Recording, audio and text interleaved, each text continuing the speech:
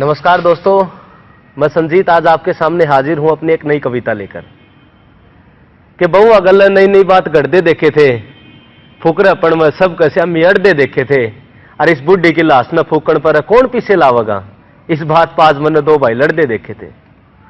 दोस्तों, यह कविता है एक मां की जिसकी लाश न फूकण तो उसके बेटे न हट जाए।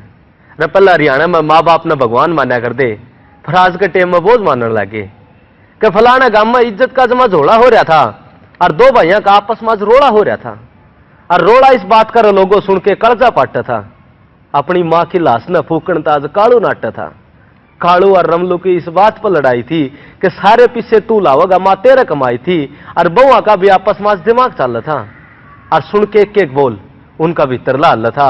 और गांव राम भी ओढ़े आज इकट्ठा हो रहा था, कोई स्वाद लेता तो कोई बीच में बाता न बो रहा था। और जो जिंदगी ने जीण खातिर उस गल बहुत लड़ी थी, उस बतेरी की लाश आज बीच आंगन में पड़ी थी। तो सुनो रे लोगों, जो चाड़ा कुकर होया था और किस तरह बतेरी ने जिंदगी का हाथ धोया था। जो बालक बतेरी ने सारी रात अपनी छाती पर सुआए थे, लोगा का दिहाड़ी जाजा गुठे लाला ब्याए थे, उन बालका ने सारा कर्जा मोड़ दिया और मां होने का सारा गुरूर तोड़ दिया।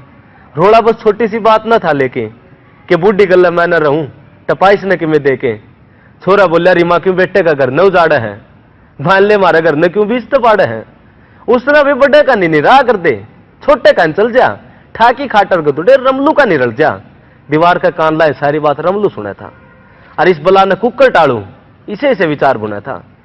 रमा न छोटा राख्या करदा कालू वो टेम गया। और रमलू ने दीवार को ऊपर तसर करके कहा, रोटी दी हुआ कौन सी छोटी बात है, कि रोटी दी हुआ कौन सी छोटी बात है, क्यों बहु रुसा हुआ भाई ना मित्र, मेरी इतनी औकात है। पटोड़ी सोड और दरी कट्टे में गालन लगी, नीची नाड़ करे ठाकी खाट बथेरी चालन लगी। उसका दौरे बसी महशड़ा नोरा बचा था, जो कदे अपने हाथा तक काची माटी तर रचा था।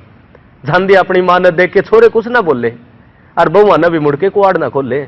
इबेकली बतेरी भूखी पड़ी पड़ी रोवती, हर करके याद पासले दिन अनवा आपा खोवती। नुन कालू और रमलू न गरम हलवा बना के खाया और बुढ़ी मां ने सूखी रोटी देने भी कोई ना आया। टेंशन में पड़ी बतेरी मौत मांग थी, हर बना के रस्सी शाल की किकर कटांग थी। बतेरी का जी फांसी खान न कर रहा था और छोरिया की बेइज्जती हो जाएगी इस बात तक डर रहा था। बालक घर बसा लियो, मेरी तो जिंदगी जा ली। और नूका के बतेरी ने खाट किकर नीचे सरका ली, मूंद के आंख घाल के शाल गेटी में लटक गई। जी बाहर आ गई बतेरी की सांस कलजा में अटक गई और थोड़ी देर पाछे बेचारी हाथ पा मारन तो हट गई। जिन पूरी दुनिया देखी थी आज वो आंख डट गई, अगले पाछले सब बातें न भूल गई और बतेरी गाल के फांसी आराम तो झूल गई। इब तड़के सुरते की बहू न देख के किलकी मारी थी और बाज के पड़ोसिया नवा किकर पर ततारी थी। खाड़ू और रमलू आंख मल दियावा थे और किसका के आग लागी रनू बतलावा थे।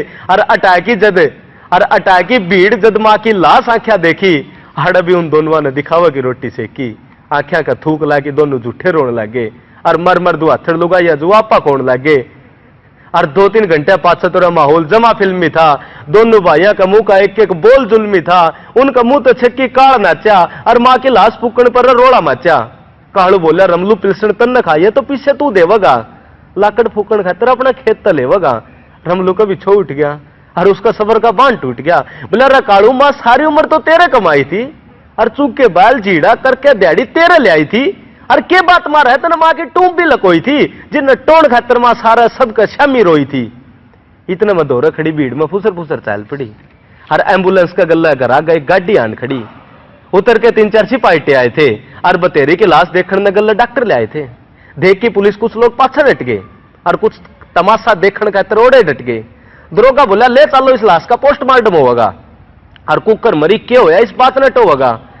ये दोनों छोरिया की आंखें के तोते उठ गए और घाम के टोले में तो कई लोग अपने घर का मुड़ गए।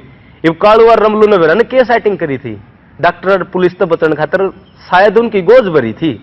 2 दिन बीत गए, बतेरी की लाश उल्टी गांव में ना आई और ना किसी ने जिक्र करे ना अखबार में छपाई। इब सारा गांव तड़के तो सांस थी लाश की बाट देखा था। कालू और रमलू के रोड़े की बात से कथा। इब कई काम करने लगे और कई गृहस्थी में रुड़ गए। लोग लाश और बतेरी दोनों न भूल गए। एक दिन बैठे में छात पर सोचने लग रहा था, अपनी अंगलियां के नाखून नोचने लग रहा था। इतने में मेरी निगाह मारे बेटोड़ा कान पड़ी और रात के 8 बजे गोबर का तासड़ा लिए मेरी माँ खड़ी। मैं बाज के गया, री माँ रात का टेम तू गोबर ठा रही है, ये लाकड़ पुली इकट्ठे करके इतना तंग पा रही है। जो मेरी मां ने गर्दन घुमाई थी, आंसुआ तबरी उसकी आंख नजर आई थी।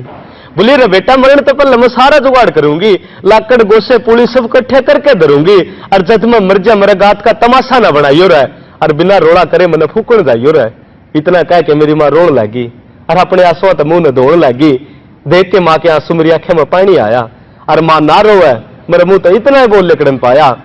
मैं उन बातों ने भूल के बाहर आ गया था, और बड़ा हो की मां का गला सार आ गया था। पर आज भी मेरे कई बताई बतेरी याद आ जाए। आंगन में पड़ी लाश और रोड़ा दिमाग में छा जाए।